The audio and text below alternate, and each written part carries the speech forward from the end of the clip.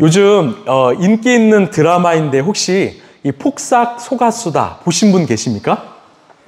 그쵸, 우리는 늘 말씀만 보고요. 주님만 보고 드라마는 멀리하죠. 사실 저는 드라마를 별로 안 좋아해서 사실 안 보려 했습니다. 그런데 어느 날 아침에 제 아내의 눈이 퉁퉁 부어 있는 거예요.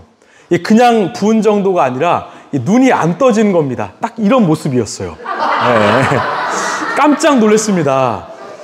제가 깜짝 놀라서 아니 여보 지금 무슨 일이야? 밤에 무슨 일이 있었어요? 물었더니 저 때문이라는 거예요. 심각해졌습니다. 내가 밤에 무슨 죄를 지었을까? 오래 생각했더니 아내가 제가 너무나 심각하게 고민하니까 이 사실대로 말하는 거예요. 이 밤에 이 폭삭 속았사를 봤는데 너무나 감동적이어서 펑펑 울었다는 것입니다. 그래서 그 말을 듣고 저도 틈틈이 찾아봤어요. 여러분, 왜 이 폭삭 속았수다가 인기일까요? 바로 가족의 이야기이기 때문입니다. 이 시대가 잃어버린, 우리가 잃어버린 이 가족 사랑이 담겨있기 때문이죠. 이 드라마에는 그 양관식이라는 이 아버지가 등장합니다. 이 젊은 날에는 이 박보검이고 나이가 들어서는 이 박해준 배우예요. 보니까 저랑 되게 닮았더라고요. 그렇죠? 눈 두 개, 코 하나, 귀 두 개 닮았죠? 아닌가요? 네. 근데 이 아버지는 정말 이 가족 바보입니다. 저도 감동받아서 제 아내에게 물었어요. 여보, 나 양관식 같지 않아? 그랬더니 아내가 화를 내면서 아닌데? 당신은 학시 아저씨인데? 막 이러는 거예요. 이 부상길이라는 아저씨인데 한번 보시면 되게 괴짜인데 미워할 수 없는 캐릭터입니다. 여러분, 양관식은요, 이 가족을 위해서라면 무엇이든지 희생하는 아버지예요. 이 무조건적인 사랑을 베풀어주는 아버지죠. 제가 이분의 삶을 보면서 우리 하나님의 깊은 사랑을 느꼈습니다. 또한 저희 부모님에 대한 사랑도 느꼈지요.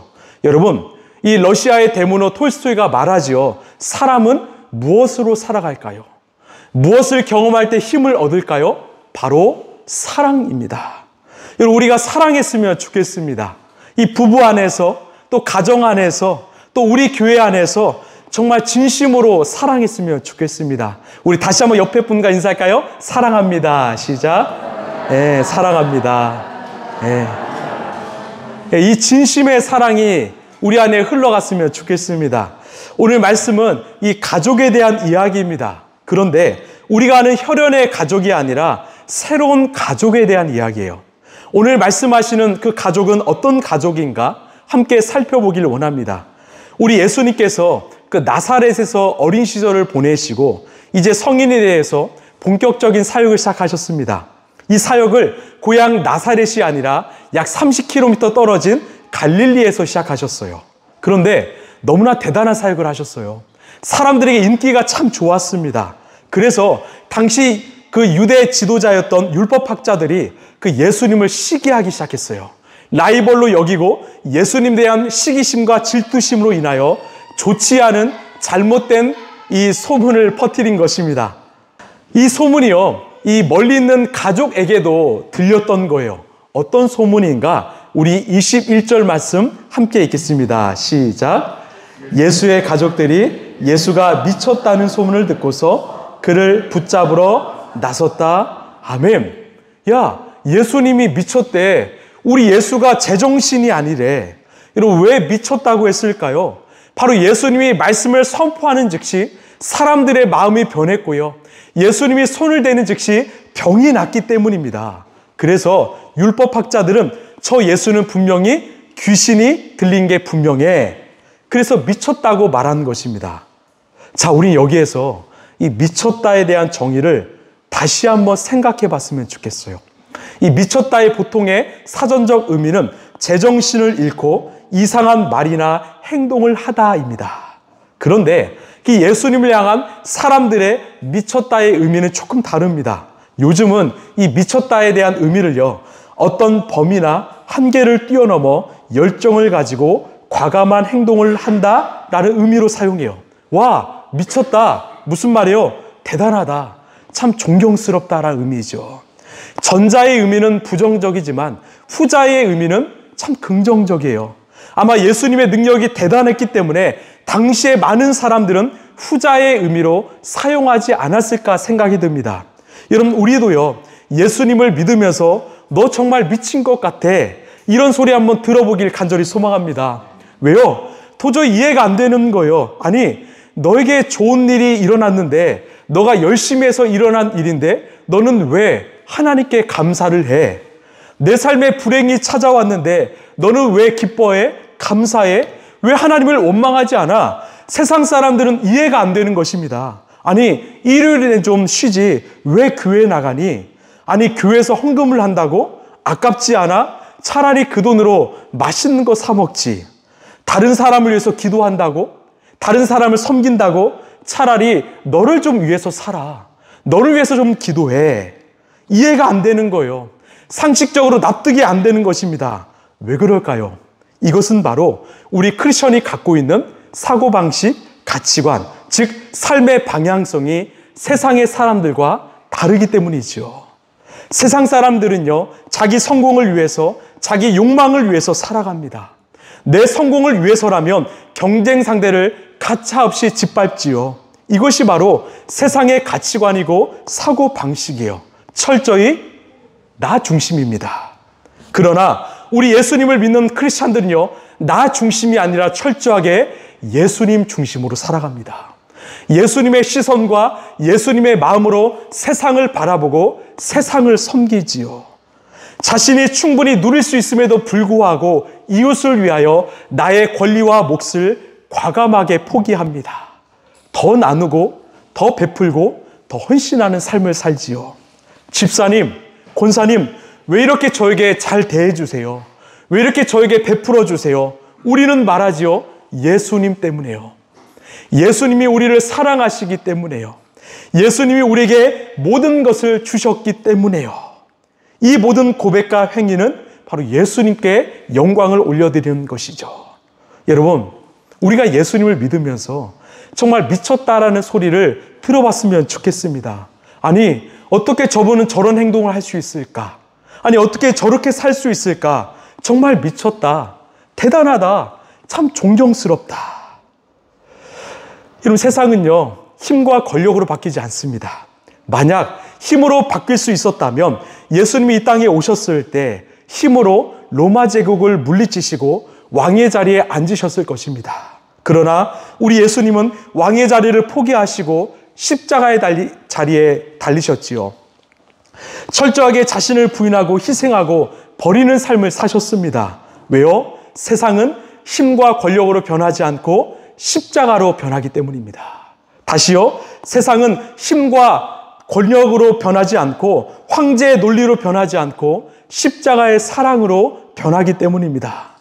그래서 우리 예수님, 자기를 위해서 자기 시간을 사용하지 않으시고 죽어가는 영혼들이 있다면 그 한 영혼을 위해서 자신의 시간을 아낌없이 내어주셨습니다. 새벽이든 낮이든 밤이든 언제든지 만나러 가셨습니다. 그리고 마지막 목적지 골고다의 언덕 십자가를 향해 걸어가셨습니다. 세상은 그런 예수님을 향해서 미쳤다라고 말해요. 제정신이 아니다라고 말하죠. 왜? 자신들과는 너무나 달랐기 때문이죠. 최근에 한 청년과 대화하는데 어떤 교회는요, 이 기도 1시간을 하면 이 기도 통장을 만들어서 거기에 대략 몇백만 원, 100만 원 정도를 적게 만든다고 해요. 기도를 많이 하면 많이 할수록 내게 돈이 많이 쌓이는 거예요. 이게 내가 하늘에서 얻게 될 하늘의 상급이라는 겁니다. 제가 그 말을 듣고 참 속상했습니다. 아니, 우리는 예수님의 은혜로 사는 자들인데, 예수님의 은혜로 구원받은 자들인데, 그분들은 자신의 노력으로 힘으로 무언가를 얻으려 하는구나. 그것은 신앙생활이 아니라 종교생활인데, 여러분, 그런 종교생활에 자유가 있을까요? 늘 그 안에서는 누가 더 많이 벌을 수 있을까? 돈을 많이 얻었을까? 비교하고 경쟁하지 않을까요? 여러분, 기억하십시오. 참된 부흥은 인간의 노력으로 이루어지는 것이 아니라 하나님의 은혜로 임하는 것입니다. 여러분, 아멘이십니까? 참된 부흥은요, 우리 인간의 노력이 아니라 주님이 주시는 은혜로 임한다라는 것입니다. 여러분, 우리는요, 은혜로 살아가는 자들입니다. 제가 늘 말씀드리죠. 우리는 영적 하루살이에요. 오늘 은혜로 오늘을 살아가는 자이죠. 오늘 은혜를 공급받지 않으면 우리는 살 수 없는 존재입니다. 감사한 것은요, 매일 날마다 우리 주님께서 우리에게 은혜를 공급하신다라는 거예요. 여러분, 우리도 예수님을 위해서 정말 미쳤다 소리 한번 들어봤으면 좋겠습니다. 예수님이 우리를 그렇게 사랑하셨기 때문에, 무조건적으로 사랑하셨기 때문에 우리도 이왕 예수님을 믿는 거 한번 미쳤다 소리 들어봤으면 좋겠습니다. 우리가요, 이 주일 예배만큼은 우리 인생에서 가장 최우선적으로 삼았으면 좋겠습니다. 여러분, 왜 우리 하나님께서 손수 10계명에 이 손으로 글을 쓰시면서 안식일을 거룩하게 지키라고 하셨을까요? 이유는 하나입니다. 우리가 주일에 하나님을 예배하지 않으면 하나님이 주시는 영적 에너지를 공급받지 못하고 우리의 영이 무너지기 때문입니다. 우리의 영이 무너지면 자연스럽게 우리의 혼, 마음도 우리의 육도 무너질 수밖에 없기 때문이죠. 우리는 바른 길, 생명의 길이 아니라 잘못된 길, 죽음의 길로 갈 수 있기 때문입니다. 그래서 우리가 이 시간만큼은, 이 자리만큼은 우리 타협하지 않았으면 좋겠습니다. 몸이 아프거나 중요한 경조사를 제외하고는 이 주일 예배 우리가 정말로 잘 지켰으면 좋겠어요. 또한 이왕 오신 거 우리가 하나님을 전심으로 예배했으면 좋겠습니다. 사실 예배는요, 우리가 하나님께 은혜를 받는 시간보다 우리가 하나님께 영광을 올려드리는 시간입니다. 우리가 무언가를 공급받는 시간 이상으로 우리가 하나님께 드리는 시간이죠. 그래서 찬양할 때도 온 몸을 다해서 찬양하시길 바라요. 기도할 때도요, 정말 간절하게 전심으로 기도했으면 좋겠고요. 말씀을 들을 때도요, 아멘 하면서 집중하면서 들었으면 좋겠어요. 왜? 우리가 함께 보내고 있는 이 시간은 하나님이 우리에게 주신 생명이기 때문입니다. 내가 하나님께 시간을 드린다는 것은 바로 내 생명을 드리는 것입니다. 지금 이 시간에도 귀한 시간이, 생명이 흘러가고 있습니다. 여러분, 이 생명 온전히 주님께 드리시길 소망합니다. 주님이 그 생명을 귀하게 받으시라 믿습니다. 그러면 우리 예배가 달라져요. 하나님이 나를 감동시켜줘서 달라지는 것이 아니라 내가 예배를 사랑하고 기대하고 온전히 드리기 때문에 달라집니다. 은혜는 하나님이 주시지만 그 은혜를 받을 수 있는 내 마음의 그릇이 준비될 때 이 예배 시간은 놀라운 역사와 기적의 현장이 될 줄로 믿습니다. 그때 이 한 번의 예배를 통해서 우리의 삶은 180도 달라질 것입니다. 이 예배를 통해서 우리의 영혼욕이 회복될 것입니다. 이것이 바로 예수님께 미친 사람들의 예배입니다. 또한 우리의 삶도 마찬가지예요. 제가 월요일이 되면 이 모 요한 집사님과 운동을 합니다. 있어요. 몸이 되게 좋으신 분 계시는데, 제가 평소에는 이렇게 웃으면서 이야기해도요, 제가 헬스장에 가면 정말 빡세게 운동시킵니다. 어떤 방식으로 할까요? 저는요, 가장 맨 첫 번째 운동을 가장 중요하게 생각해요. 가장 첫 번째 운동을 가장 힘들게 합니다. 왜요? 그래야 운동이 끝날 때까지 그 느낌이 지속되기 때문이에요. 그래서 제게 가장 중요한 운동은 맨 첫 번째 운동입니다. 이것은 우리의 삶도 마찬가지입니다. 우리가 하루를 시작할 때 그냥 일어나서 씻고 밥 먹고 이렇게 시작하는 것이 아니라 하루를 시작할 때 먼저 기도하고 선포하는 거예요. 주님, 오늘 제 삶의 주인이 되어 주십시오. 주님, 오늘 겪는 모든 상황들, 내가 만나는 모든 사람들이 주님의 은혜로, 주님의 메시지로 다가오게 하여 주옵소서. 이렇게 간절히 기도하며 하루를 시작하면요, 그 하루가 달라집니다. 그 하루가 은혜가 넘칩니다. 이것이 바로 예수님께 미친 사람들의 하루이죠. 이것은 주일도 마찬가지입니다. 한 주의 첫 시작인 주일에 온전히 하나님께 예배하면요, 그 영적 에너지가 한 주 동안 지속이 됩니다. 그런데 우리가 한 주를 빠지면 그 한 주와 그 다음 주를 잃어버린 것과 같아요. 무려 2주를 잃어버린 것입니다. 제가 왜 이렇게 말씀드릴까요? 우리가 정말 예수님께 미쳐봤으면 좋겠습니다. 예수님이 우리를 무조건적으로 사랑하신 것처럼 우리도 예수님을 사랑하고 예수님께 내 시간, 내 생명을 드리는 우리 모두가 되길 간절히 소망합니다. 그때 우리 주님께서 우리의 삶을요, 영원토록 책임지실 걸로 믿습니다. 오늘 말씀의 첫 번째 핵심은 그래서 우리 예수님께 미쳐보자라는 거예요. 한번 미쳐보자라는 겁니다. 사랑하는 라이프처치 성도 여러분, 우리가 예수님을 믿는데요, 뜨겁지도 차갑지도 않는 미지근한 신앙이 아니라 정말 간절하게, 갈급하게, 뜨겁게 예수님을 사랑하는 믿음의 사람들 되길 간절히 소망합니다. 자, 오늘 두 번째 말씀의 핵심은요, 예수님께서 우리에게 새로운 가족을 주셨다라는 것입니다. 자, 지금 예수님의 가족들이 예수가 미쳤다라는 소식을 듣고 예수님을 붙잡고 싶어서 이 갈릴리에 가셨습니다. 여러분, 왜 이 가족들이 예수님을 믿지 못했을까요? 이유는 하나입니다. 바로 예수님의 어린 시절과 성장 과정을 다 보았기 때문이에요. 목수의 아들로 태어나서 아버지를 열심히 도왔고 참 성경 지식이 뛰어났지만 정규 교육을 받지 못한 것을 가족들은 알았기 때문이지요. 한 인간으로 성장했던 예수님이요, 30살이 되자마자 광야에 가서 40일 동안 금식하며 기도하고 나오신 후에는 갑자기 사람들 앞에 설교를 하시기 시작했습니다. 심지어 자신이 이스라엘이 오랫동안 기다렸던 메시아 그리스도라고 외치는 것입니다. 그러니까 이 가족들이 어떻게 그 예수님을 믿을 수 있을까? 결국은 걱정되어서 예수님을 붙잡으러 갈릴리에 오신 것이죠. 예수님께 갔을 때 이미 많은 사람들이 그 예수님을 둘러싸고 있었습니다. 그래서 사람들을 부탁해서 예수님을 나오게 요청했지요. 우리 31절 함께 읽겠습니다. 시작. 그때 예수의 어머니와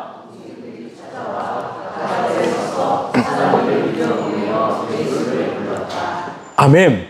우리가 주목해야 될 단어는 이 바깥에 서서입니다. 이것을 영어로 이 아웃사이드라고 하지요. 지금 예수님의 친가족은요, 이 아웃사이드에 있습니다. 그런데 흥미로운 상황이 펼쳐지는데요. 우리 32절입니다. 시작. 무리가 예수의 주위에 둘러앉아 있다가 그에게 말하였다. 보십시오. 선생님의 어머니와 동생들과 누이들이 바깥에서 예수님을 찾고 있습니다. 아멘. 지금 무리들이 예수님 곁에 둘러앉아 있습니다. 영어로는 인사이드이지요. 무슨 의미일까요? 우리가 혈연의 관점으로 보면 예수님의 가족이 인사이드입니다. 예수님을 찾아온 사람들이 아웃사이드이지요. 그런데 성경은 가족이 아웃사이드이고 예수님과 함께하는 사람들이 인사이드라고 말합니다. 왜 그럴까요? 그 사람들의 마음은 이미 예수님을 향해 있기 때문이에요. 예수님을 사랑하기 때문이죠. 그래서 성경은 인사이드라고 말합니다. 반대로 아무리 친가족이라고 해도 예수님을 의심하고 있어요. 마음이 멀어졌습니다. 그래서 아웃사이드라는 겁니다. 여러분 아시겠습니까?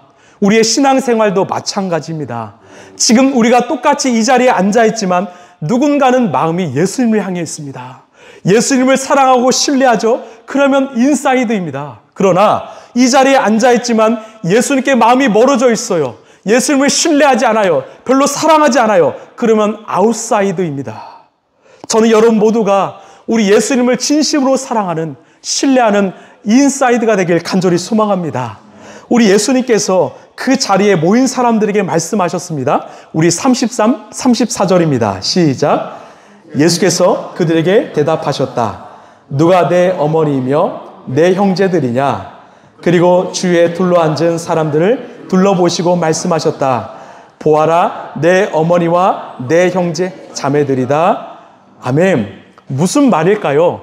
지금 친가족들이 있지만 예수님을 만나고 싶어서 인사이드로 들어온 이들에게 너희들이 내 가족이다라고 말씀하십니다. 여러분, 지금 예수님의 발언은 어떤 가족의 연을 끊는 반인륜적인 이 발언이 아닙니다. 가족을 부정하는 발언도 아닙니다. 사실 예수님처럼 가족을 사랑하는 분은 없습니다. 예수님께서 십자가에 못 박혀 달리실 때 제자 요한에게 어머니 마리아를 부탁했습니다. 요한아, 나를 대신해서 어머니 마리아를 끝까지 봉양해줘라. 실제로 요한은 끝까지 어머니 마리아를 책임졌습니다. 또한 예수님의 동생 야고보는요, 이 초대교회, 예루살렘 교회의 초대 의장이 되었습니다.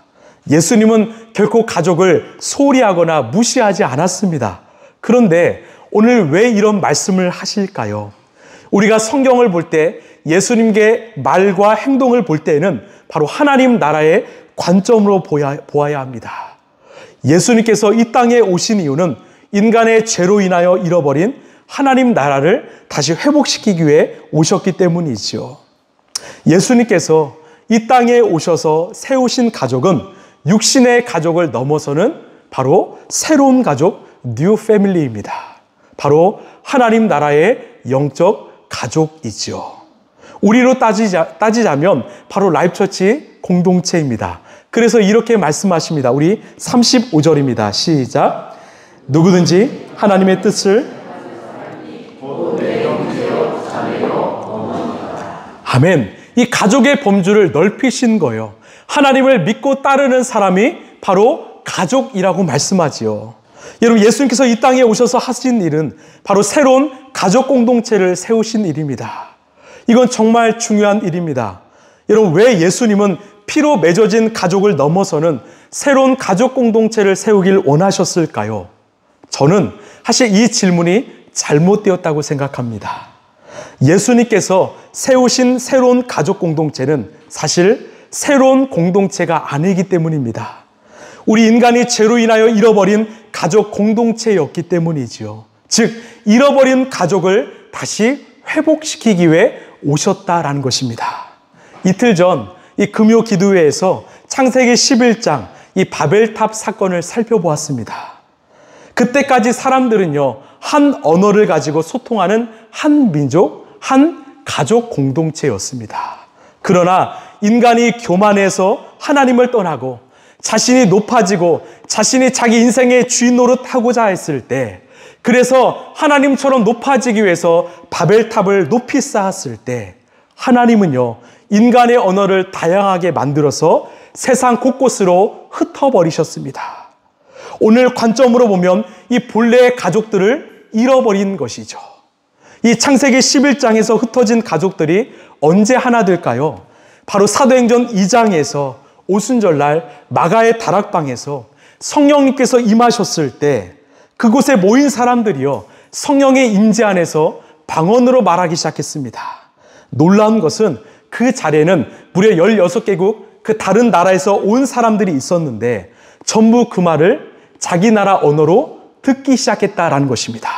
즉, 언어가 통하기 시작됐고 하나 되었고 한 가족이 되었다라는 것입니다. 그렇습니다. 우리 안에 성령님이 임하시면, 우리가 성령으로 충만하면 흩어졌던 사람들이 하나 되기 시작한다라는 것이죠. 이것이 바로 성령의 역사입니다. 여러분, 우리도 마찬가지입니다. 왜 우리가 하나 되었습니까? 각 지역에 살고 있던 우리가 왜 한 가족이 되었습니까? 성령께서 역사하셨기 때문입니다.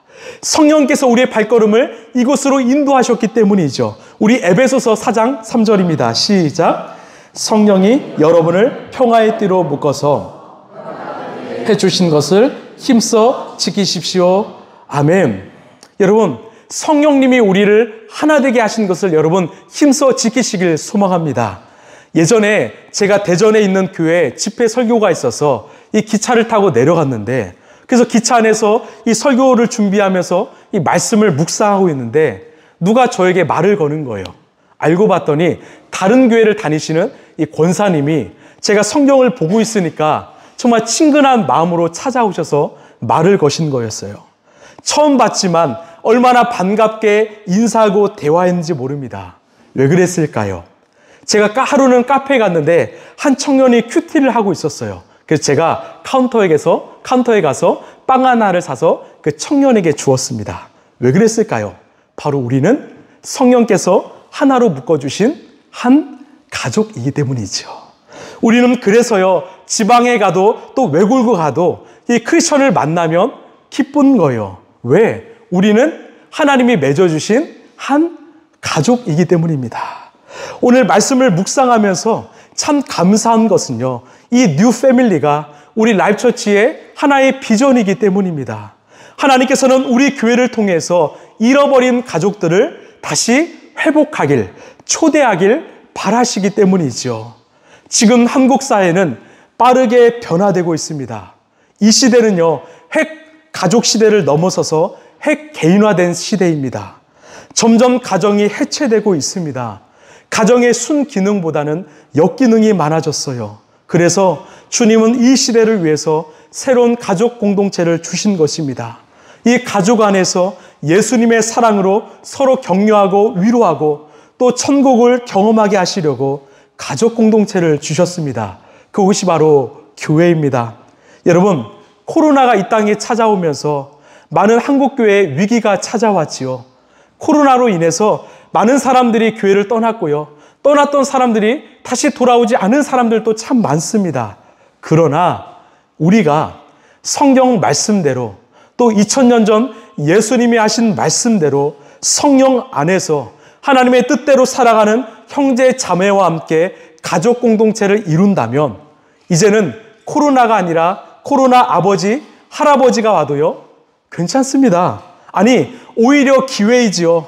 우리는 더 예수 안에서 하나 될 것이고 더 사랑할 것이고 더 기도하는 공동체가 될 것입니다.